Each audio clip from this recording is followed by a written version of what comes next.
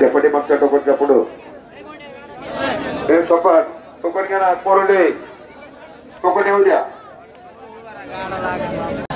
हे पहा सर्व बैलगाडा मालकांना सूचना आणि विनंती। घाट जेव्हा सुरू झाला तेव्हा आपण सांगितलं होतं ही सेन्सर पद्धतीची पहिलीच यात्रा आहे आणि आपण एक 35-40 गाड्या गेल्यानंतर खऱ्या अर्थाने घाटाचं माप आपल्याला सेन्सर मध्ये कळेल। त्या पद्धतीने आज 40वा गाडा या ठिकाणी पळालाय आणि घाटाच्या अंदाजानुसार या ठिकाणी 11 सेकंद 5 मिली पर्यंत 11 सेकंद 50 हा एक नंबर मध्ये धरला जाईल। 12 सेकंद 52 13 सेकंद 53 येण्याप्रमाणे एक